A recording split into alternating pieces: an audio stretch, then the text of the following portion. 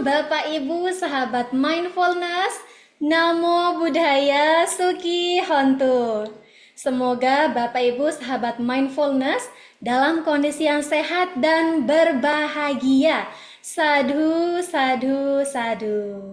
Baik, berjumpa kembali malam hari ini bersama saya Sukita, pastinya bahagia, yang akan menemani Bapak Ibu sahabat mindfulness untuk berlatih dan merasakan langsung manfaat dari meditasi mindfulness yang diselenggarakan oleh Nalanda Foundation dan Cetia Nalanda.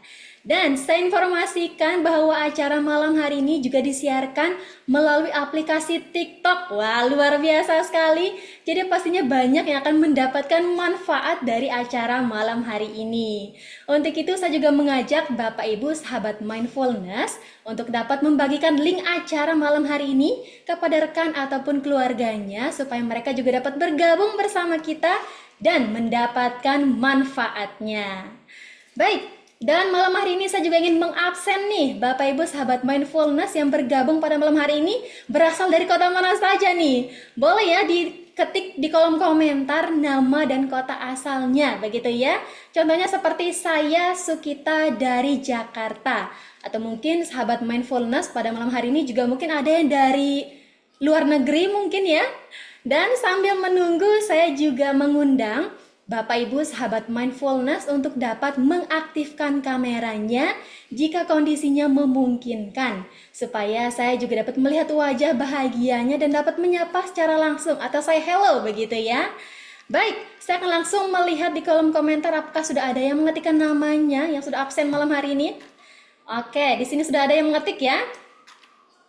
Ada dari Bapak Aldo dari Medan. Halo Bapak Aldo dari Medan, selamat bergabung.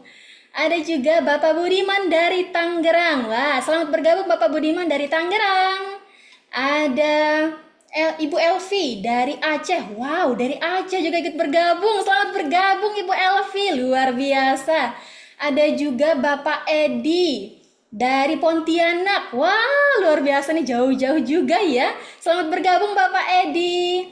Ada Ibu Karunawati dari Bekasi. Wah, ini dekat juga dengan kita ya. Selamat bergabung Ibu Karunawati. Ada Bapak Brian dari Makassar. Wow, selamat bergabung dari Makassar. Ada juga Bapak Ibu Lucy dari Surabaya. Selamat bergabung. Ada Bapak Sanjaya dari Jakarta Barat. Selamat bergabung juga dari Jakarta. Dan terima kasih juga kepada Ibu Eni Limanton yang sudah mengaktifkan kameranya. Terima kasih sudah melihatkan wajah bahagianya. Ada juga Maria Sundari sudah mengaktifkan kameranya. Terima kasih. Ada juga Pak Brian yang sudah langsung aktifkan kameranya. Terima kasih Pak Brian, mantap. Ada Bapak Aldo Subroto juga sepertinya sedang di ruang kerja ya, luar biasa ini. Walaupun sepertinya sedang di ruang kerja tapi tetap ikut berlatih mindfulness. Ada juga Ibu Elvi. Halo Ibu Elvi, terima kasih sudah memperlihatkan wajah bahagianya pada malam hari ini. Baik, terima kasih Bapak Ibu sahabat Dhamma semuanya atas responnya yang luar biasa dan terima kasih juga yang sudah baru mengaktifkan kameranya ya. Dan untuk selanjutnya, Bapak Ibu sahabat mindfulness, supaya hati kita tenang dan siap untuk berlatih mindfulness, mari kita awali dengan doa. Saya akan memimpin secara agama Buddha. Bagi Bapak Ibu sahabat mindfulness yang beragama lain, silahkan dapat berdoa sesuai dengan agamanya masing-masing.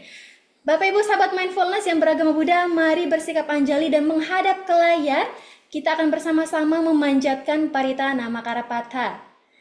Arahang Samma Sambuddha Bhagawa Buddhang Bhagawantang Abhiwademi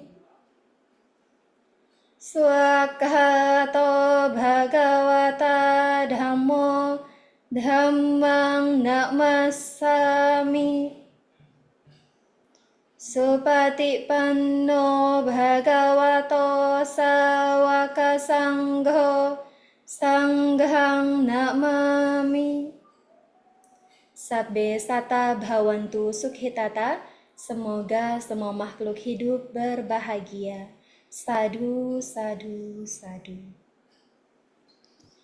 Baik, Bapak Ibu sahabat mindfulness yang berbahagia, Malam hari ini Nalanda Foundation dan CT Nalanda ini sudah menyiapkan acara yang paket lengkap begitu ya. Kenapa saya bilang begitu? Karena kita selain praktek meditasi, kita juga ada sesi materi, yakni untuk menambah pemahaman kita tentang meditasi mindfulness. Selain itu kita juga ada sesi tanya jawab yang akan menambah nih pemahaman kita mengenai apa sih meditasi mindfulness itu ya. Dan tentunya tema-tema yang disajikan juga sangat menarik, relevan, dan sangat relate sekali dengan kehidupan kita sehari-hari. Apalagi tema pada malam hari ini juga tidak kalah menariknya ya. Dan apakah tema kita pada malam hari ini? Mari kita saksikan langsung video ilustrasinya berikut ini. Dengan meninggalkan semua kesenangan indria dan kemelekatan, demikian hendaknya orang bijaksana membersihkan dirinya dari noda-noda pikiran. Dhammapada stanza 88. Di sekeliling kita masih banyak orang yang memiliki pikiran buruk, senang berucap yang tidak benar, dan melakukan perbuatan buruk. Ada juga sebagian orang yang memiliki watak pembenci, selalu iri dengan pencapaian seseorang, selalu pesimis dan tidak percaya diri. Namun dari sekian banyaknya orang-orang yang memiliki watak buruk, pasti ada orang-orang yang memiliki pikiran, ucapan, dan perbuatan yang bijaksana, di mana orang-orang bijaksana ini selalu memberikan inspirasi dan ketenangan kepada orang yang berhubungan dengannya. Ia mungkin bisa memberi keputusan yang adil dan seimbang, atau ia yang bisa membedakan antara yang baik dan tidak. Bukan hanya terinspirasi dari orang lain, namun sungguh bahagia apabila kita bisa menjadi orang yang bijaksana.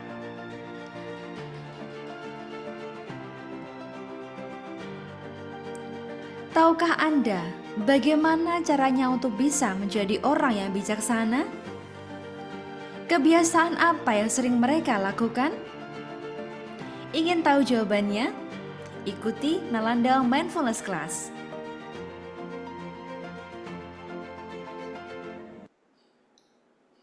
Ya, luar biasa ya. Temanya adalah mengungkap kebiasaan orang-orang bijaksana. Kira-kira apa sih ya kebiasaan-kebiasaan dari orang bijaksana ini? Untuk itu nanti akan kita temukan jawabannya bersama pembimbing meditasi kita yang akan kita saksikan video profilnya berikut ini.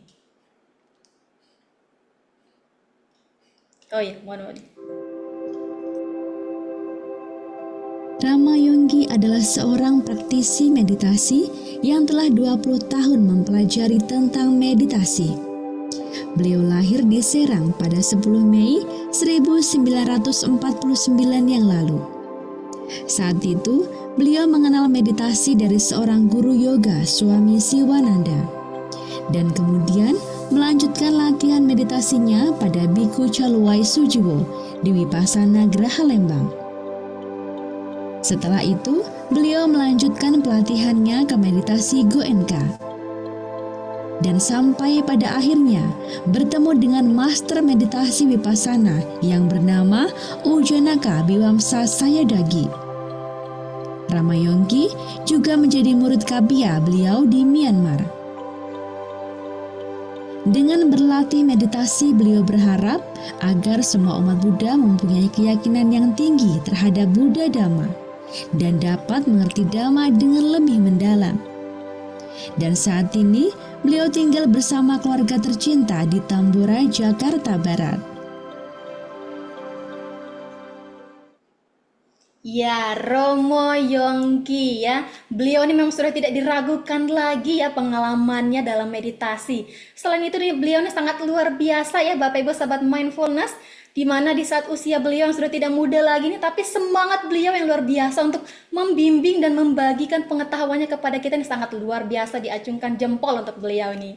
Baik, Bapak Ibu sahabat mindfulness dapat menyapa beliau melalui kolom komentar. Saya akan menyapa beliau secara langsung. Selamat malam Romo Yongki, Namo Buddhaya. Selamat malam Dek Sukita, selamat malam Suki Hontu, Namo Buddhaya. Namo Buddhaya. Ya, Romo nih rasanya sudah lama kita tidak berjumpa di ruang Zoom ini ya Romo ya. Ya, Romo bagaimana kabarnya di sana Romo? Baik, baik, baik, baik. Iya, Turut tetap berbahagia baik. Romo. Baik, Romo ini sahabat mindfulness sudah dari wajah-wajahnya sudah tidak sabar lagi untuk langsung menyimak pemaparan materi sekaligus berlatih bersama Romo Yongki nih. Untuk selanjutnya kepada Romo Yongki saya persilakan Romo. Baik, baik. Ya, mari sebelumnya Ibu Bapak dan sahabat-sahabat meditasi di dalam mindfulness class ini, semuanya saya ucapkan selamat malam, Suki Hontu, Namo Buddhaya, dan salam sejahtera bagi kita semua. Dan harapan saya semuanya tetap dalam keadaan sehat-sehat, selamat, dan senantiasa bahagia. Baik, sebelumnya mari semuanya beranjali dan saya akan membacakan pujian pada Guru Agung kita dengan membacakan Wandana. Namo tassa bhagavato arahato samma sambuddhassa. Namo tassa bhagavato arahato samma sambuddhassa. Namo tassa bhagavato arahato samma sambuddhassa. Ya, terpujilah Sang Bagawa, Namo Buddhaya. Ya, sekali lagi selamat malam, salam sejahtera bagi semuanya. Harapan saya semuanya ada dalam keadaan sehat, selamat, dan senantiasa berkah adanya. Sadu, sadu, sadu. Baik, seperti tadi kita bersama-sama sudah menyaksikan, yang tadi Dek Sukita sudah memberikan kita ilustrasi, video ilustrasinya luar biasa, dan dikatakan bahwa dari stansa Dhammapada 88. Tapi masih banyak lagi dari suta-suta yang menjurus ke bagaimana kita bisa menyimak, bagaimana kita bisa mengungkap orang-orang bijaksana ini. Kita curi, bagaimana sih orang bisa bijaksana, dari orang-orang yang bijaksana ini kita ungkap. Ya, ada juga dari Majjhima Nikaya 129 dengan judul Bala Pandita Sutta. Ini juga ada. Tapi kalau kita bahas ini, itu sangat dalam sekali gitu loh. Bagi kita sekarang malam ini, kita bahas yang cukup mudah dan gampang dimengerti.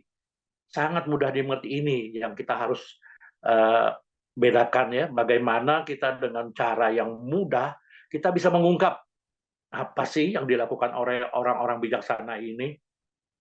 Sesungguhnya, dalam ajaran Guru Agung kita, Sang Buddha, tidak peduli dia mempunyai keyakinan apa. Dia mau seorang Buddhis, atau dia mau yang dari yang lain, dari tetangga kita yang lain, teman-teman saudara-saudara kita, dari Muslim, dari Katolik, atau dari Protestan, atau dari Kristen, atau dari yang Hindu, dari mana saja. Yang terpenting bagi kita yang sangat mudah, ada 4 aspek yang diajarkan, yang dianjurkan oleh Guru Agung kita. Kalau kita mau mengungkap bagaimana orang-orang bijaksana ini menjalankannya. 1, aspek aspek kebaktian kita. Kita berbakti. Ini penting. Membaktikan diri kita pada masyarakat, kepada orang-orang, kepada orang tua kita, pada keluarga kita. Ini aspek bagaimana kita membaktikan diri kita. Nah, ini penting. Kalau disingkat lagi, bagaimana kita berguna, kita bermanfaat, kita berdana bagi siapapun itu. Inilah aspek yang harus kita lakukan. Aspek dana, aspek melakukan berdana, melakukan kita jadi berbakti pada siapapun gitu loh. Berguna bagi siapapun, kita melakukan kebajikan, ini aspek penting. Kita aspek berdana, aspek melakukan suatu cinta kasih kepada orang, dan kita membantu orang, ini paling penting.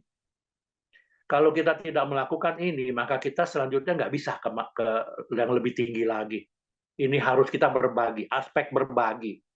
Yang pertama, aspek berbagi. Ini harus kita lakukan, seperti dilakukan oleh orang-orang bijaksana tadi. Ya, dengan demikian, kita mempunyai hati yang luas. Kita mempunyai hati yang penuh cinta kasih dan kasih sayang. Kalau dalam Buddhis disebut Brahmawihara, berdiam dalam Brahmawihara. Isinya adalah bagaimana kita mengembangkan cinta kasih kita, bagaimana kita mempunyai belas kasihan pada orang, bagaimana kita bisa mempunyai empati. Bila orang itu bahagia, kita juga ikut bahagia.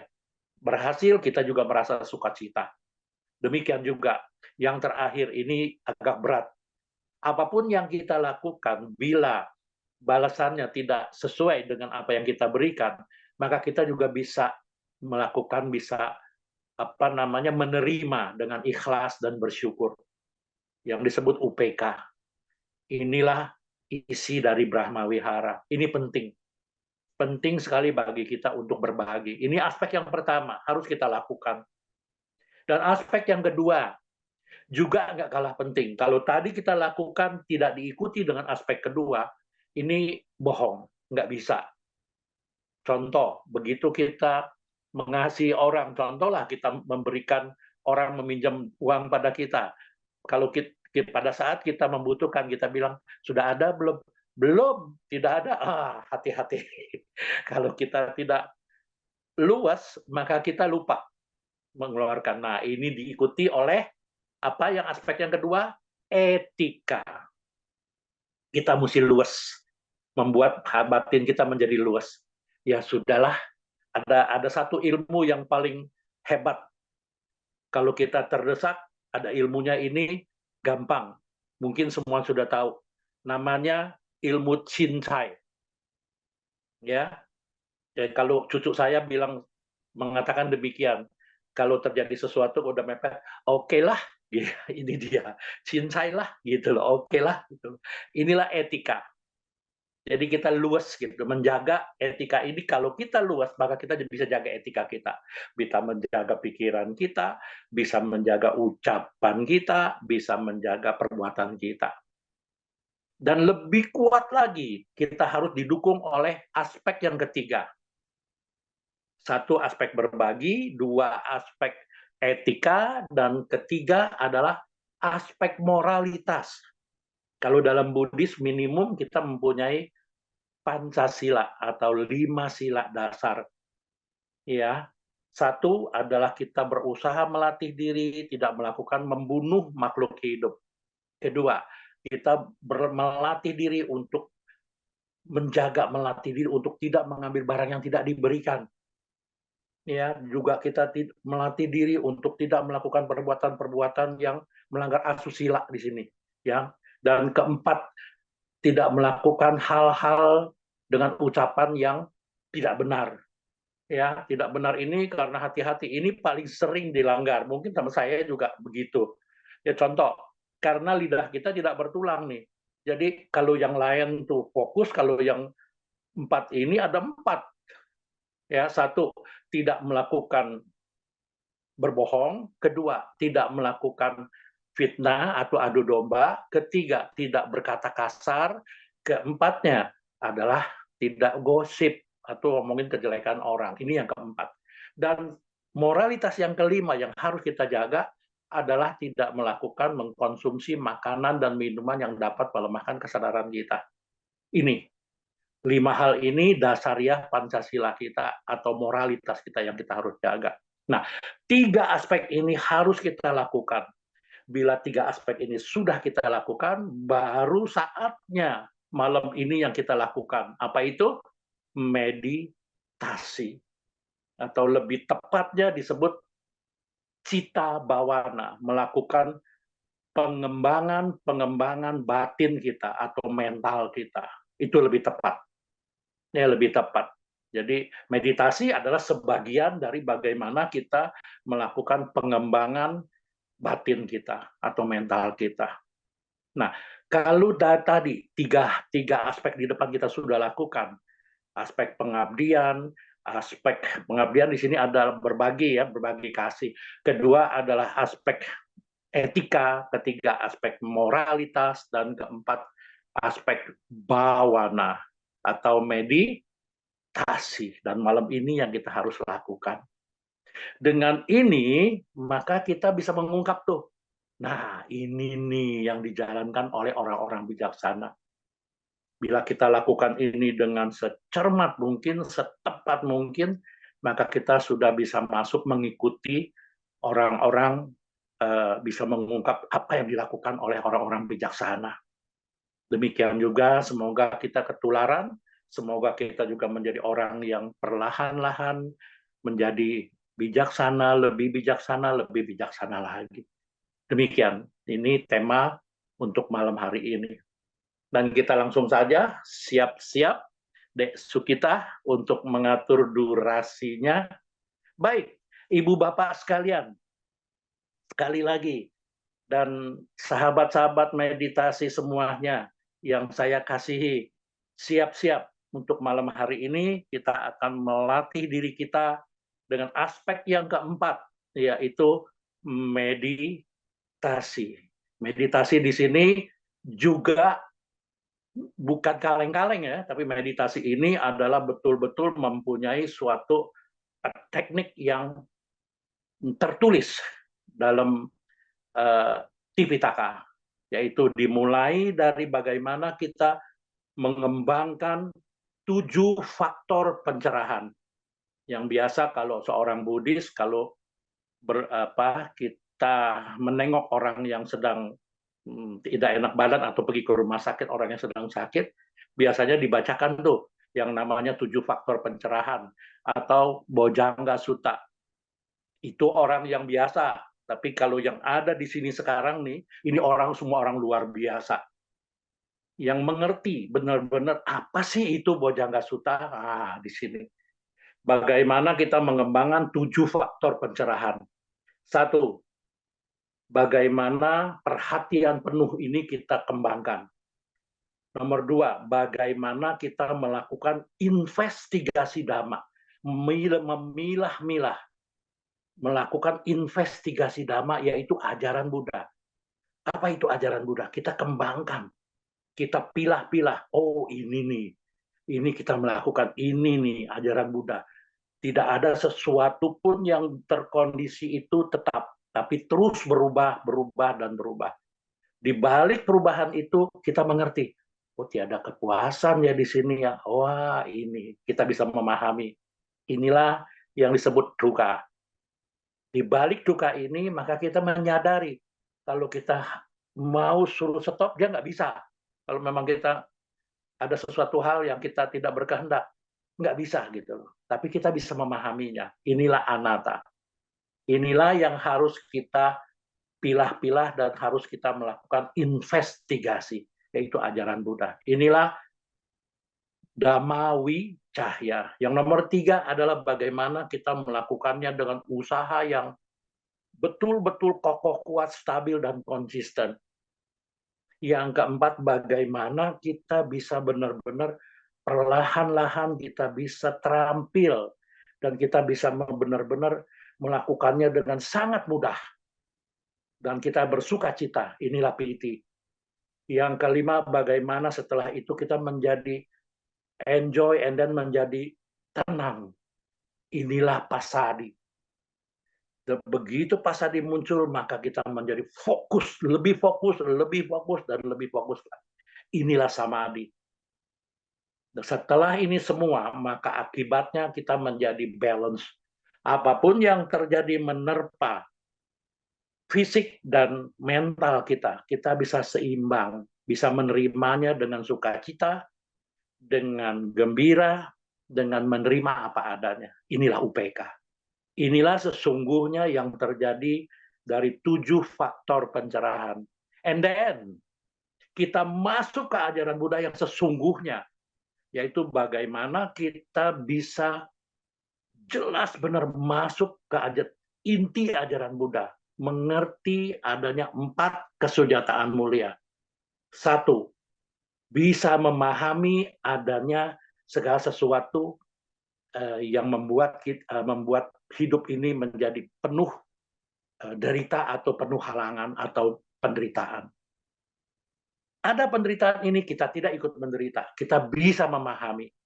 Karena kita melaksanakan yang 7 faktor tadi. Disinilah kalau dalam bahasa Pali disebut duka saparinya ya. Ini dalam bahasa Pali itu karena saya di Myanmar dulu. And then kedua, kita kenapa bisa memahami ini? Karena kita bisa mengeliminasi kemelekatan-kemelekatan kita. Yaitu samudaya saja. Kalau ini kita bisa lakukan, ada penderitaan. Sakit pada jasmani kita atau pada perasaan-perasaan kita, kita bisa tidak terobsesi. Masuklah ke niroda saja. Adanya penderitaan, tapi kita tidak terobsesi. Inilah niroda saja. Dan Buddha juga tidak berhenti di sini. Mengajarkan kita bagaimana caranya, yaitu jalan mulia berunsur 8. Magga saja. Inilah inti dari ajaran Buddha. Nah, beruntung yang melakukan malam ini, pelatihan ini, itu sangat beruntung. Dari 7 faktor pencerahan, kita masuk ke inti ajaran Buddha, 4 kesunyataan mulia. Kita buktikan. Siap, kita masuk. Dimulai dari sekarang. Siap. Ya, baik. Ibu Bapak sekalian dan teman-teman yang sahabat meditasi yang terkasih, mulai dari sekarang, kita mulai melatih meditasi ini, dimulai dari menit ke-1 sampai menit ke-2 atau ke-3, lakukan relaksasi. Dimulai dari ubun-ubun kita, mari kita lakukan relaksasi dengan menyebutkan dalam hati, kendur, kendur, relax. Lakukan relaksasi, mulai dari ubun-ubun, lelehkan, turun ke bagian demi bagian tubuh Anda masing-masing. Kendur, kendur, relax. Kendur, kendur, relax. Semakin kendur, semakin relax. Ke seluruh bagian kepala Anda, sampai bagian leher, terus turun ke bagian kedua pundak Anda, kedua lengan Anda, kedua tangan Anda, sampai ke ujung-ujung jari. Rasakan dan sebutkan dalam hati, kendur, kendur, relax. Rasakan, sadari itu, ketahui, semua lakukan relaksasi. Demikian pula dari kedua pundak Anda turun ke dada Anda, ke perut Anda. Lakukan relaksasi. Di mana yang masih ada rasa tegang, lakukan relaksasi, kendur, kendur, relax. Demikian juga dari kedua pundak Anda, ke punggung Anda, ke pinggang Anda, ke bagian pangkal pantat Anda, kedua paha Anda, kedua lutut-lutut Anda, ke betis, ke kaki-kaki Anda, ke ujung-ujung jari Anda. Demikian kembali lagi dari ubun-ubun ke seluruh bagian-bagian tubuh Anda. Lakukan relaksasi dengan menyebutkan kendur, kendur, relax. Anda semakin rileks, Anda semakin nyaman, Anda semakin bersuka cita, semakin enjoy, sehingga Anda benar-benar sangat rileks,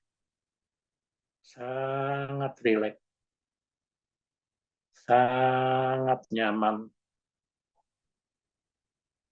sehingga nantinya kalau toh ada perubahan-perubahan menjadi sakit atau kesemutan atau apapun itu, Anda hanya memahami dan Anda mengetahui dan Anda bisa menerimanya dengan ikhlas dan bersyukur bahwa Anda benar-benar mengetahui jasmani Anda sangat rileks, sangat nyaman. Baik, kini saatnya kita memasuki teknik yang sebenarnya dari meditasi Vipassana ini. Mindfulness ini. Baik. Yang pertama-tama bagaimana kita berkontemplasi pada jasmani kita. Demikian juga kita melakukan yang paling mudah. Berkontemplasi pada jasmani melalui postur tubuh Anda yang sekarang sedang duduk. Dorong terus dengan usaha yang kokoh, kuat, stabil, dan konsisten. Atau dengan bahasa palingnya wirya, yang kokoh, kuat, stabil, dan konsisten, mendorong, membangunkan sati sang pajanya. Atau sati sang pajanya ini bisa diterjemahkan dengan investigasi dhamma atau awareness, waspada. Pada postur duduk Anda, satu garis dari ubun-ubun sampai tulang ekor, satu garis. Anda benar-benar mengetahui, merasakan, menyadari, mengetahui adanya objek, yaitu satu garisnya postur duduk Anda. Inilah sati, mengetahui sebagai objeknya, dan diikuti oleh sang pajanya. Benar-benar waspada, awareness, ada perubahan sehalus apapun Anda mengetahui. Dan Anda benar-benar memilah, membangunkan nilai-nilai luhur dari ajaran Buddha, yaitu Anda benar-benar mengetahui perubahan dari objek yang Anda perhatikan. Di sini adalah postur duduk Anda. Dia berubah ke kiri, ke kanan, ke depan, ke belakang, berubah menegang atau melemah, Anda tahu. Anda mengerti, inilah perubahan. Atau dalam bahasa Pali disebut anicca. Di balik ini, terus-menerus ada perubahan ini sehingga Anda merasakan suatu ketidakpuasan. Inilah dukkha. Di balik ini Anda tidak bisa mengaturnya. Anda hanya mengetahui bahwa Anda menyadari tiada inti diri dari apapun objek-objek yang Anda perhatikan. Duduk. Untuk lebih tajam lagi, Anda sebutkan dalam hati. Duduk. Duduk, duduk. Pada saat Anda menyebutkan duduk, Anda benar-benar mengetahui, merasakan, menyadari, mengingat adanya postur duduk Anda, satu garis. Anda benar-benar mengetahui dengan menyebutkan duduk, duduk atau melakukan pencatatan mental. Duduk, duduk, duduk. Sehingga karena Anda berperhatian penuh dan sangat waspada sekali, sehingga memunculkan konsentrasi saat ke saat. Begitu ada perubahan sehalus apapun, Anda menjadi lebih tajam lagi, lebih konsentrasi lagi. Inilah samadhi. Atau khanika samadhi. Atau moment-to-moment concentration. Atau konsentrasi saat ke saat. Sehingga Anda lebih tajam, Anda menjadi lebih terampil, Anda menjadi lebih enjoy, Anda menjadi sangat-sangat mudah melakukannya. Inilah piti. Sehingga semakin Anda terampil, Anda semakin tenang, apapun yang terjadi, perubahan dari objek yang Anda perhatikan, postur duduk Anda bisa melakukannya dengan stabil. Inilah UPK. Lebih dalam lagi, Anda juga mengetahui adanya sensasi-sensasi sentuhan-sentuhan dari tubuh Anda, bagian-bagian dari tubuh Anda. Mungkin saja pantat Anda yang bersentuhan dengan alas duduk yang Anda duduki. Di situ ada perubahan-perubahan, ada rasa panas, apapun itu yang muncul. Anda tahu. Untuk lebih tajam, maka Anda boleh sebutkan dalam hati. Sentuh, sentuh, sentuh. Duduk, duduk, duduk, memperhatikan postur duduk Anda, sentuh, sentuh, sentuh, mengetahui sensasi sentuhan yang muncul. Dan Anda juga mengetahui adanya perut Anda yang terus-menerus bergerak, tidak pernah berhenti. Bergerak mengembung karena terisi udara, bergerak mengempis karena keluarnya udara. Pada saat perut Anda bergerak mengembung, maka Anda mengetahui, Anda sebutkan dalam hati, gambung. Demikian sebaliknya, pada saat perut Anda bergerak mengempis, maka Anda sebutkan gempis. Terus-menerus, Anda lakukan ini dengan mendorongnya dengan usaha yang kokoh, kuat, stabil, dan konsisten, sehingga memunculkan mindfulness atau perhatian penuh yang dalam, bisa mengetahui gerakan kembung dan kempisnya perut Anda. Dan Anda juga waspada dengan perubahan-perubahannya. Anda juga fokus dengan memunculkan konsentrasi saat ke saat. Lama-lama Anda menjadi lebih terampil lagi, Anda menjadi lebih tenang lagi, dan apapun yang terjadi pada gerakan kembung dan kempisnya perut, Anda menjadi stabil. Bisa melakukannya dengan baik. Kembung, kempis, kembung, kempis. Demikian selanjutnya, gerakan kembung dan kempisnya perut Anda. Anda jadikan objek mangkal Anda, atau objek parkir Anda, atau objek utama Anda. Bila tidak ada objek-objek lainnya muncul sangat dominan, menarik perhatian Anda. Anda terus-menerus melakukan pencatatan mental pada gerakan kembung dan kempisnya perut Anda. Kambung, kempis, kambung, kempis, kambung, kambung, kempis, kempis, duduk, sentuh, kambung, kempis, kambung, kambung, kempis, kempis, kambung, kempis, kambung, kambung, kempis, kempis. Demikian selanjutnya, bila ada objek-objek lainnya muncul, tidak terlalu menarik perhatian, Anda cukup mengetahui saja, Anda terus-menerus melakukan pencatatan mental pada gerakan kembung dan kempisnya perut Anda sebagai objek utama Anda. Kembung, kempis, kembung, kempis, kembung, kempis. Demikian selanjutnya, bila ada objek-objek lainnya muncul dan sangat dominan menarik perhatian Anda, secepatnya Anda mengetahui, secepat itu pula Anda melakukan pencatatan mental pada objek yang muncul itu. Contoh, pikiran Anda berkelana atau Anda sedang berpikir sesuatu yang sangat menarik perhatian Anda. Secepatnya Anda menyadari, mengetahui, secepat itu pula Anda melakukan pencatatan mental. Berpikir,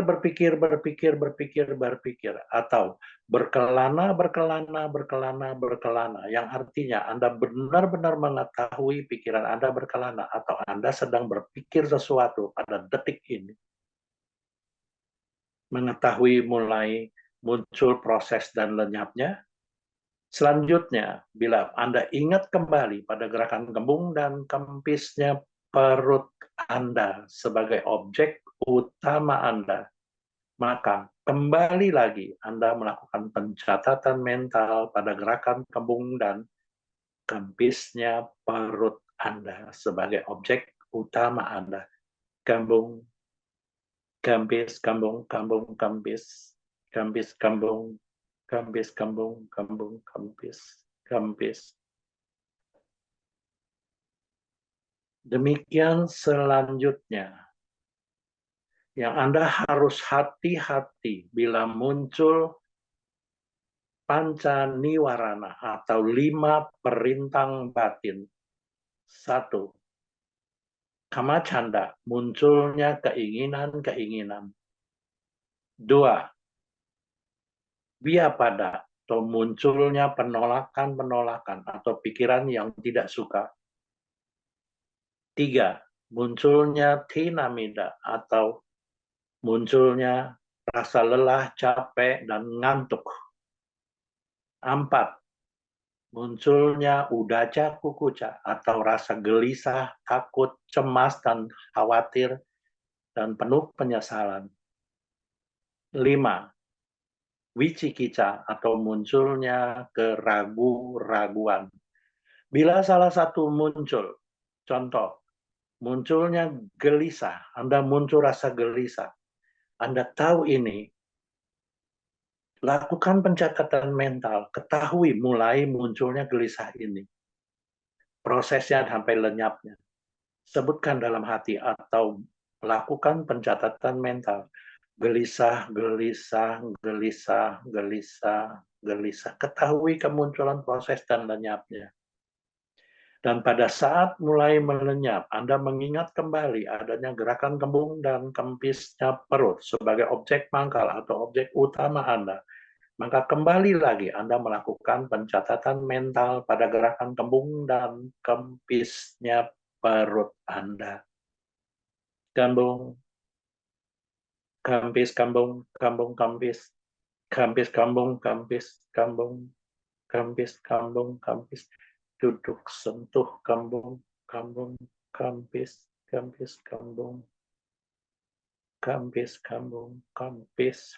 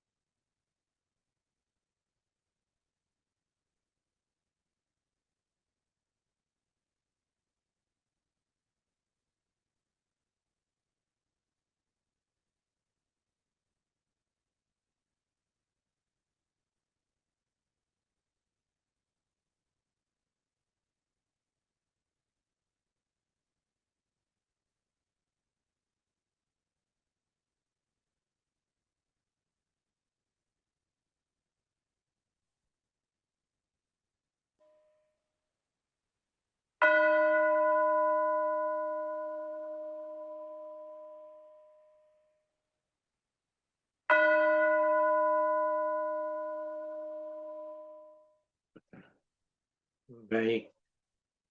Sabe sata pawantu sukitata. Semoga semua makhluk hidup berbahagia.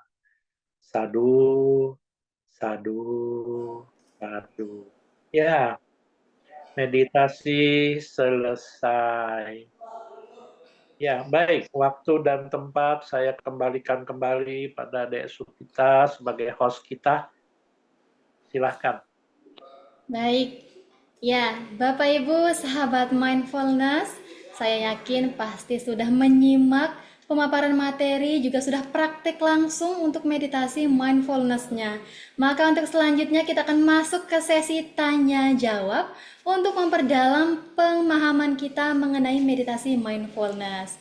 Nah, dan silahkan kepada Bapak Ibu sahabat mindfulness untuk dapat mengirimkan pertanyaan-pertanyaannya baik melalui kolom komentar ataupun dengan menggunakan fitur raise hand atau fitur angkat tangan ya.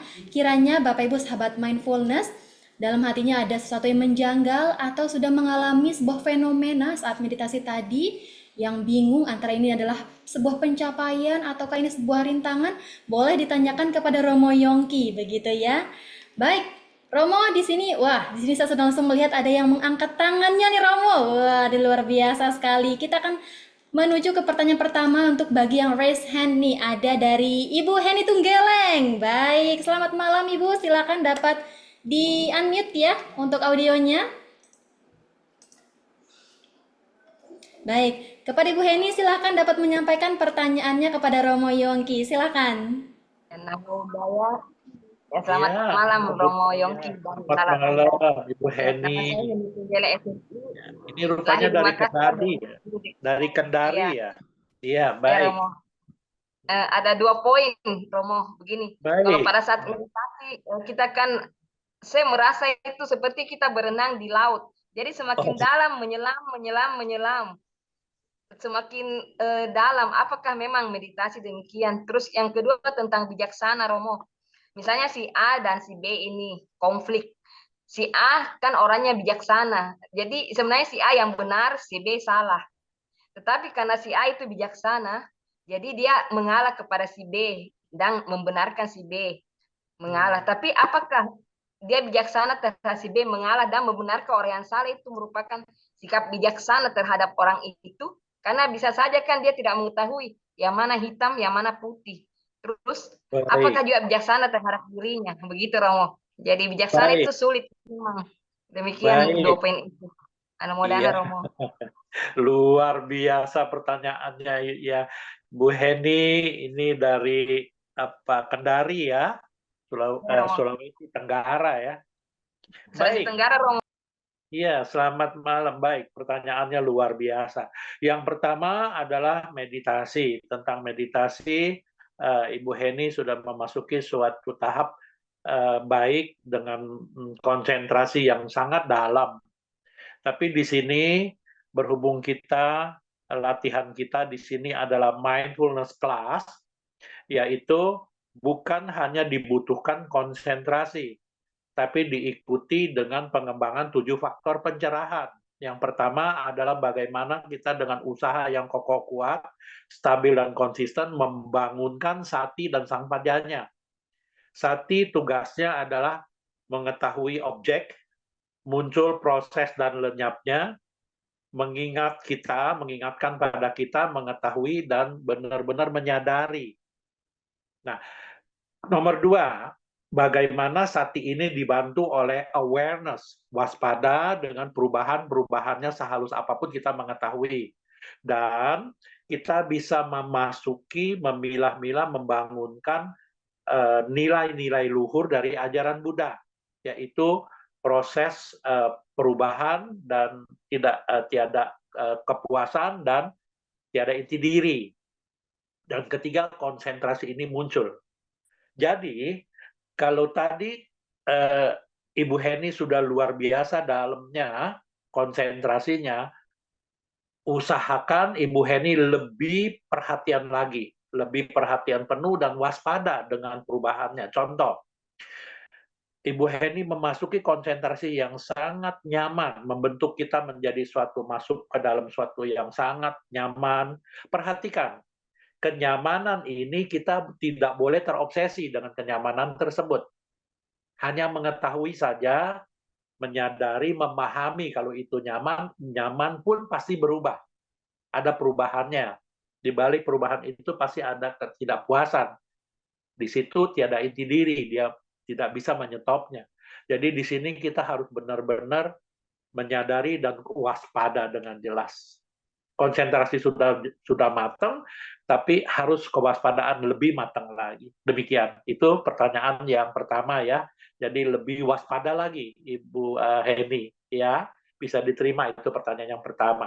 Yang kedua adalah dalam Brahma Wihara ada Meta, Karuna, UPK dan Mudita dan UPK. Bagi seseorang yang si A melakukan hal yang baik, maka dibalas oleh si B yang kurang mengenakan. Apapun yang si A menerimanya, balasannya, maka si A dengan wise, dengan bijaksana menerima dengan apa adanya. Dengan berpikir, mengetahui bahwa si B yang kita tolong ini dia balasnya kurang bagus, maka kita harus mengasihani dia. Karena kita tahu segala sesuatu perbuatan yang kita lakukan, kalau itu positif, maka konsekuensinya positif.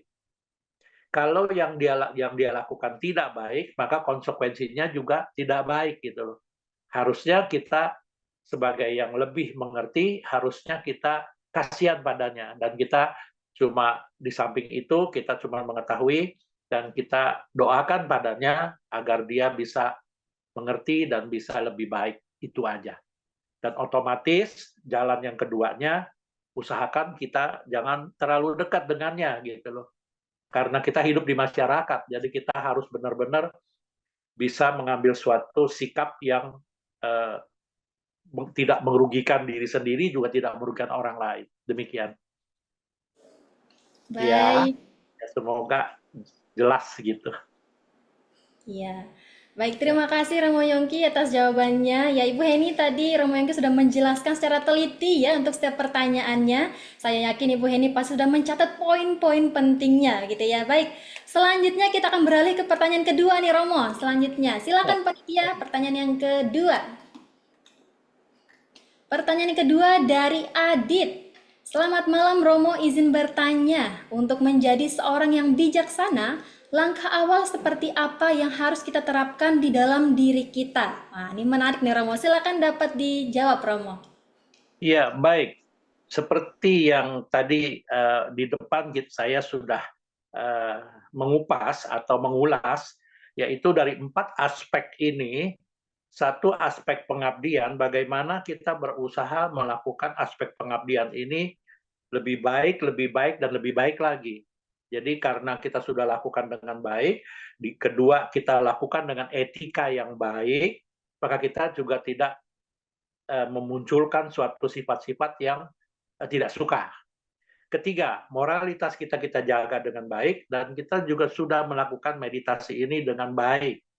Otomatis kita sudah ada dalam suatu kondisi-kondisi yang dilakukan oleh orang bijaksana, yaitu bagaimana kita jelas dengan mengupas melakukan dari 4 aspek ini, sehingga kita tinggal melakukan aja terus menerus. Setiap hari kita lebih baik lagi sebagai dasar ya dari latihan kita yang khususnya dari mindfulness ini, sehingga kita ke depannya bisa berjalan pada kehidupan kita lebih prakteknya lebih bijaksana dan lebih bijaksana lagi.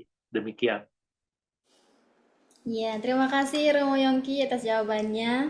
Ya, itu dia tadi ya Pak Adit ya. Semoga sudah menjawab pertanyaannya, sudah dijelaskan juga oleh Romo Yongki tadi dengan sangat jelas gitu.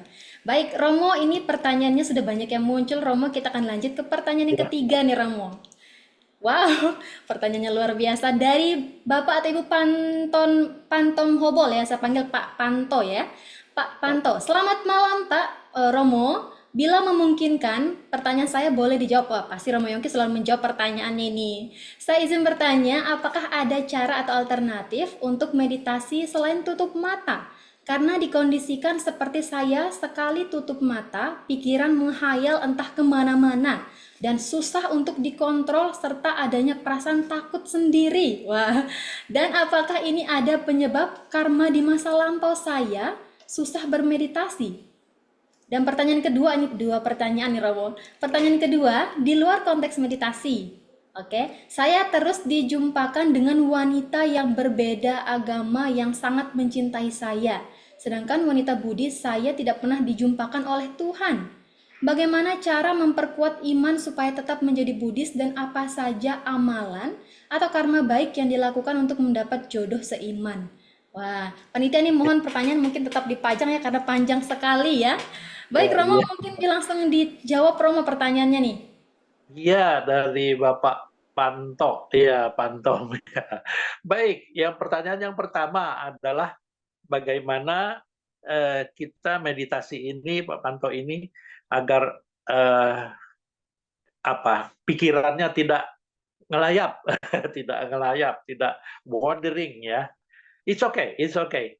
Jadi Pak Panto ini harus benar-benar bisa menerima dengan ikhlas. Tadi makanya kenapa awal-awal saya menganjurkan lakukan relaksasi agar kita bisa benar-benar menerima apa adanya dengan batin dan jasmani kita. Karena kita sadari betul-betul Pak Panto adalah begitu kita lahir sampai sekarang itu kita sungguh-sungguh menjadi budak pikiran gitu loh. Contoh, mulai kita lahir, begitu lahir langsung nangis. Oa, oa, oa, oa. Begitu dikasih susu, maka dia diam. Artinya, ini kita mengikuti karena adanya pikiran-pikiran yang meminta gitu loh. Meskipun tidak disadari, tapi dia menangis. Dengan cara menangis, maka pikirannya sudah meminta gitu loh. Mengikuti pikirannya. Demikian selanjutnya. Begitu dia diam, nanti nangis lagi. Oh, ini mungkin dia mau ngompol apa. Nah, gitu loh. Jadi ini adalah terus-menerus gejolak dari pikiran-pikiran. Itu mulai dari baby. And then sampai sekarang, Pak Pantom. Itu karena kita sedang meditasi, baru Pak Pantom menyadari. Pada saat kita meditasi, oh, pikiran kita ngelayap nih, wandering. It's okay, nggak masalah gitu loh. Jadi yang terpenting Pak Pantom bisa menyadari bahwa pikiran saya ini berkelana terus. Pada saat Pak Panto mengetahui pikiran berkelana, just knowing bahwa pikiran kita sedang wandering, sedang jalan-jalan, sadari, asal jangan ikuti, ketahui saja gitu loh. Lalu kenapa tadi saya menganjurkan ada objek utama kita, yaitu objek mangkal atau objek parkir, yaitu gerakan kembung dan kempisnya. Begitu melemah aja pikiran kita, ngelayapnya, maka kita balik lagi ke kembung kempis, nanti dia datang lagi, nggak apa-apa. Kalau datangnya tidak terlalu menarik perhatian, kita terus-menerus di kembung kempis. Tapi kalau menarik perhatian, maka kita harus mengetahui muncul proses lenyapnya. Demikian, itu pertanyaan yang pertama. Jadi kita lakukan dengan apa adanya dan dengan sesuai dengan teknik yang benar. Maka nanti lama-kelamaan, maka kita menjadi terampil. Kalau sudah terampil, percaya, tidak ada lagi pikiran-pikiran yang terlalu mendominasi. Ada pikiran melayap, ada, tapi terus-menerus kita kembalikan kembali. Demikian, itu pertanyaan yang pertama. Pertanyaan yang kedua, kembali lagi kepada ulasan saya yang pertama tadi. Yang terpenting sekarang kita lakukan dulu aspek-aspek tadi 4, yaitu aspek pengabdian, aspek etika, aspek moralitas, dan aspek mindfulness, membangunkan pelatihan-pelatihan pengembangan batin kita. Bila kita sudah menjadi baik dan terampil dengan 4 aspek ini, maka apapun itu, apa yang kita lakukan, maka melakukan suatu konsekuensi yang sesuai yang kita lakukan. Maka percaya atau yakin mempunyai iman yang baik, maka segala sesuatu yang baik pasti mendapatkan konsekuensi yang baik. Yakin dan percaya itu. Demikian Pak Panto. Baik, terima kasih Romo atas jawabannya. Ya, mohon maaf nih Pak Panto, pertanyaannya luar biasa, sangat menurut saya menarik sekali ya. Semoga setelah ini Pak Panto lebih semangat lagi untuk berlatihnya dan semoga batinnya semakin bertingkat ya, kita bersama-sama berlatih begitu ya Romo ya. Baik, Iya, dan terakhir selan mendapatkan jodoh yang sesuai. ya, semoga Pak Panto juga dapat jodoh yang sesuai dan tetap dengan Tri Ratna. Kita dukung Pak Panto untuk tetap dengan Tri Ratna. Baik, untuk selanjutnya Romo ini ada pertanyaan dari Pak Brian. Nama budaya Romo izin tanya, apakah ada cara untuk meditasi tutup mata seperti karma Buddhis Tuhan? Bagaimana caranya umat Buddha pikiran kita kepada Sang Buddha karma baik? Adakah cara untuk meditasi tutup mata? Mungkin alternatif selain tutup mata kali Romo ya? Meditasi selain tutup mata. Ini kurang begitu jelas ya, tanyanya Iya. apakah ada cara. Oke, oke. Baik, begini. Apapun meditasi itu, memang meditasi ini bermacam-macam ya. Tapi tujuan dari khususnya dari pelatihan di Jumat malam ini, setiap Jumat malam ini adalah yang dibentuk oleh Nalanda Institut Nalanda ini adalah mindfulness class, yaitu bagaimana kita melatih diri dengan berlatih vipassana, mindfulness awareness, bagaimana kita memilah-milah agar benar-benar kita masuk ke meditasi Buddhis, yaitu tujuannya adalah bagaimana kita bisa mengeliminasi, bisa menyingkirkan kekotoran-kekotoran batin kita sehingga kita mendapatkan suatu kesadaran kewaspadaan yang baik hingga kita selalu ada di bentuk kehidupan ini dengan merealisasi nibbana atau minimum kita mendapatkan pencapaian pencerahan, demikian. Jadi banyak ya cara meditasi. Ada orang cara meditasi ingin mendapatkan kesaktian, tapi khususnya di Jumat malam ini, setiap Jumat malam ini kita melakukannya dengan mindfulness class. Ya, tujuannya adalah bisa merealisasi nibbana atau mencapai pencerahan mental yang bersih. Demikian. Baik, terima kasih Romo Yongki atas jawabannya. Semoga jawabannya dapat menjawab ya Pak Brian ya, dan tentunya tetap semangat dan terus untuk ikut bergabung terus ya Pak Brian ya. Terima kasih. Ya, Romo, demikian tadi pertanyaan Pak Brian adalah pertanyaan terakhir dari sesi tanya jawab kita pada malam hari ini. Dan saya mengucapkan terima kasih kepada Bapak Ibu dan sahabat mindfulness semuanya atas partisipasi aktifnya untuk malam hari ini. Dan selanjutnya saya akan menginformasikan terkait acara dan kebajikan yang akan dilaksanakan oleh Nalanda Foundation dan Cetia Nalanda. Pada hari Minggu tanggal 25 Agustus 2024, Nalanda Foundation dan Cetia Nalanda akan melaksanakan Puja Bakti Manggala yang dilaksanakan di Cetia Nalanda ya, dan dihadiri oleh Biku Sangha yakni Biku Warasado dan Biku Jayanando, dan dilaksanakan pada pukul 17.00 waktu Indonesia Barat. Jadi bagi Bapak Ibu dan sahabat mindfulness yang ingin hadir langsung, silakan dapat datang ke Cetia Nalanda. Kami dengan senang hati untuk menerima. Dan selanjutnya pada tanggal 15 September 2024 mendatang, Nalanda Foundation dan Cetia Nalanda juga akan melaksanakan talk show yang spektakuler dengan menghadirkan dua narasumber yang luar biasa. Beliau adalah Bikhu Santacito, PhD CSMR, dan Dr. Adiwe Gunawan, STMPD CCHR, dengan tema mengungkap misteri kesadaran. Acara ini dilaksanakan secara live Zoom dan kanal YouTube Nalanda Foundation. Dilaksanakan pada pukul 19.00 waktu Indonesia Barat ya. Dan untuk acara Nalanda Mindfulness Class sendiri ini rutin dilaksanakan setiap Jumatnya pada pukul 19.00 waktu Indonesia Barat dengan pembimbing meditasinya yakni Romo Yongki. Ya, demikian Bapak Ibu sahabat Mindfulness Class yang dapat saya informasikan, silahkan dapat membagikan link, silahkan dapat membagikan informasi kebajikan tadi kepada rekan, keluarga, atau temannya, supaya mereka juga dapat bergabung bersama kita dan mendapatkan manfaatnya, begitu. Dan untuk selanjutnya, Bapak Ibu sahabat mindfulness, kita akan mengabadikan momen pada malam hari ini dengan berfoto bersama ya. Saya undang untuk kembali mengaktifkan kameranya ya, dan silakan berikan senyum terbaiknya. Oke, kita akan mulai dari slide pertama. Saya hitung, oke. 1, 2, 3. Slide selanjutnya. 1, 2, 3. Slide terakhir. 1, 2, 3. Baik, terima kasih Bapak Ibu sahabat mindfulness ya. Dan demikian seluruh rangkaian acara kita pada malam hari ini ya, Bapak Ibu sahabat mindfulness class.